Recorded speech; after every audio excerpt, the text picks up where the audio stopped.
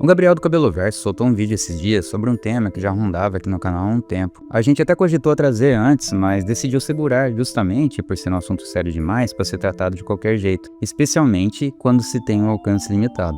Às vezes ter pouco alcance não atrasa só a pauta, atrasa o impacto também. Mas já que ele colocou o tema em circulação e provavelmente vai conseguir dar visibilidade que isso precisa, a gente resolveu entrar na conversa com um complemento. Uma visão que fortalece o alerta que ele levantou sobre uma questão espinhosa dentro de uma parcela dos cristãos conservadores de direita: a obsessão pela sexualização do corpo feminino em filmes, séries e jogos. E tudo isso começou quando o filho do Elvis resolveu postar no Twitter uma comparação entre a Sydney Sweeney e a Zendaya, resumindo a ideia em algo como a mulher que queríamos versus a mulher que temos. Parece bobeira, né? Mas não é. Isso é um sintoma. Porque esse tipo de fala não nasce do nada. Ele escapa de um imaginário que já foi moldado, onde o valor da mulher é medido pela capacidade de provocar desejo. E o mais curioso é que, muitas vezes, quem reproduz isso nem percebe o tamanho do problema. Afinal, quando alguém já está confortável na lama, chamar de sujeira soa exagero, né? Só que esse tipo de tweet não expõe apenas o filho do Elvis. Não é só sobre ele. Ele revela um padrão de toda essa galera que se diz nerdola e cristão. Uma mentalidade que se vende como conservadora, mas que na prática só troca o discurso, porque continua tratando o corpo feminino como objeto de consumo, desde que seja dentro de um padrão aceitável. É o velho erro com roupa nova. Caramba, eu lembrei daquela banda. Mas enfim, se você não me conhece, eu sou o Paladino e você está no universo cristão geek, onde cultura pop e teologia apontam para o verdadeiro criador. E hoje a gente vai falar mais uma vez sobre essa banalização do sexo e como ela não distorce só valores, mas também derrete a mente dos adolescentes de 20, 25 e 30 anos que nunca amadureceram de verdade. Preparados? Porneia. O conceito de porneia, dentro do contexto bíblico, não aponta para um deslize pontual, mas para um estado deformado da alma. É a sexualidade fora do eixo, repetida até virar padrão, quando o outro deixa de ser alguém e passa a ser apenas algo, um meio ou um produto na vitrine. Isso não é só desejo, é uma desordem. É uma ruptura moral e psicológica que não apenas flerta com a prevaricação, como a normaliza, dilui e no fim a vende como estilo de vida. O pecado deixa de constranger e começa a performar. E o mais incômodo, quando a gente sai da teologia e olha para a ciência, o diagnóstico não suaviza. Gary Wilson, em suas análises discutidas pela American Psychological Association, abraços aí, João Santana, The left, the right.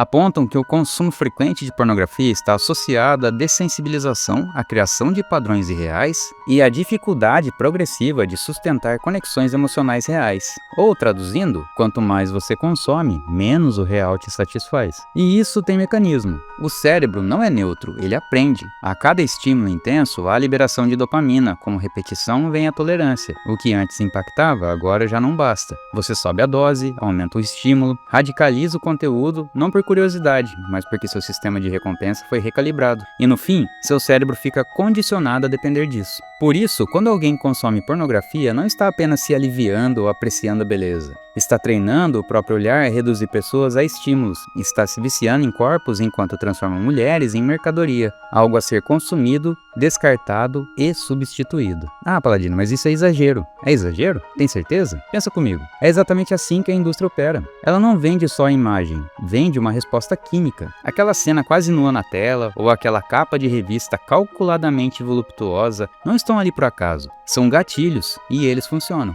Você não está olhando para uma pessoa, está reagindo a um produto desenhado para capturar sua atenção e conduzir seu comportamento. No fim, a conta é simples. Você acha que está consumindo, mas é você que está sendo manipulado. E isso sim é deprimente. Fora que tem um detalhe que quase sempre fica de fora, de forma conveniente até: o respeito às próprias garotas, porque elas não são mercadorias, mesmo quando em muitos casos passam a se apresentar como se fossem. E aqui nós precisamos ser honestos. Quando alguém vende a própria aparência ou intimidade em troca de atenção e dinheiro, está sim tratando o próprio corpo como produto. Pode ter glamour, pode ter filtro, pode ter milhões de likes, mas continua sendo prateleira. A própria Sydney Sweeney entende muito bem esse jogo e joga ele com precisão. Ela usa o que tem para capturar a atenção de um público que já foi treinado para responder exatamente a esse tipo de estímulo. E a galera responde, porque a cabeça já está condicionada. Aparece um decote bem posicionado e pronto. O sujeito nem pensa, ele só reage. Chablau, duplo twist carpado na lama do pecado. Mas sabe por que ela faz isso? Porque tem mercado, tem demanda, tem uma audiência fiel, sedenta, praticamente domesticada para consumir esse tipo de conteúdo, escravizada até perder o senso. E verdade seja dita, sempre vai existir gente viciada em sensualidade, em luxúria e nesse circo todo. Sempre vai ter quem reduz a mulher à curva, comentários de quinta série e coisas assim. Isso não é novidade.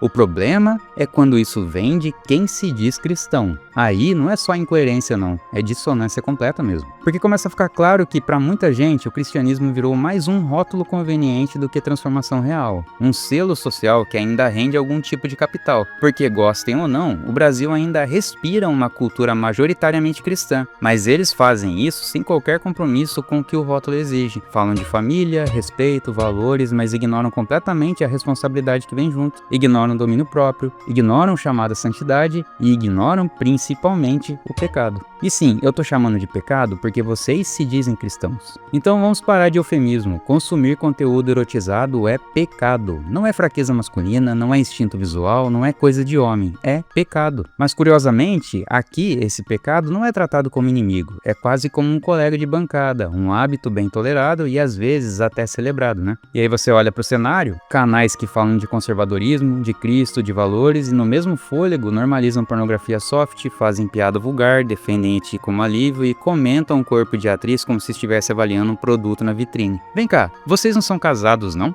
Eu sei que muitos de vocês são, ou que estão em algum tipo de relacionamento. Então deixa eu ver se eu entendi. O sujeito tem uma mulher em casa, seja ela esposa, noiva ou namorada, e acha razoável vir a público dizer que consome esse tipo de conteúdo pra ficar babando em outras? Que tipo de respeito é esse? Porque não é só sobre ver ou expor, é normalizar. É na prática dizer que a intimidade que você prometeu honrar não é suficiente pra acontecer o fogo embaixo da saia. Se for pra viver assim, é mais honesto arrancar a aliança que tá no teu dedo e jogá-la no lixo, do que sustentar a pose de homem de família enquanto relega a própria mulher ao papel de figurante dentro de casa. Eu sei que dói falar disso, mas menos do que a verdade que está sendo ignorada há muito tempo. Isso é atitude de moleque. Moleque que não consegue segurar o próprio impulso e terceiriza tudo pros hormônios. Um cara com mais de 25 anos, que ainda é conduzido pelo próprio desejo, não é alfa, shed ou sigma. É só um imaturo com vocabulário de internet. Eu não tenho problema nenhum em apontar isso pra essa galera nerdola, porque existe gente olhando pra vocês esperando postura. Tem gente que leva a sério o que vocês falam, vocês ocupam espaço, influenciam decisão, moldam percepção e gostem ou não, isso cobre a coerência. Vocês se colocam como voz contra a doutrinação da libertinagem, mas na prática flertam com a lógica que dizem combater, porque ficar babando por sensualidade não é diferente de quem se afoga na vulgaridade. É a mesma raiz, só que com embalagem diferente. Sensualidade, no fim das contas, é apenas vulgaridade com mais roupa. E aí vocês confundem tudo, pegam a feminilidade e modéstia, que exigem consciência, limite e intenção, e trocam por estética provocativa com verniz de classe. Tudo bem se ela usar um vestido, desde que seja vermelho agarrado ao corpo e que acentue as curvas com um belo decote.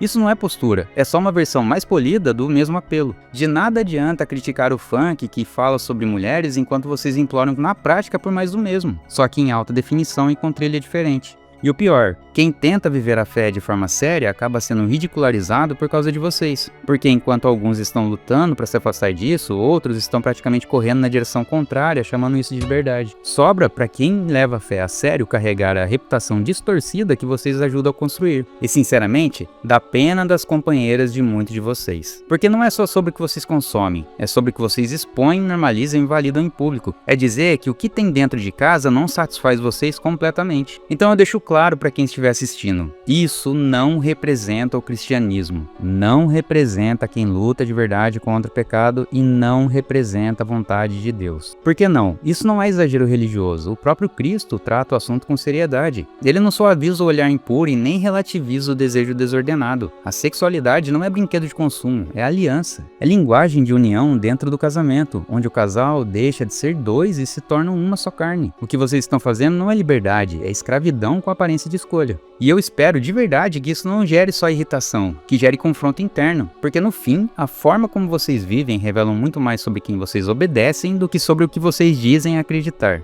E a própria Escritura já avisava, aquele que é vencido pelo pecado, de tal se torna servo.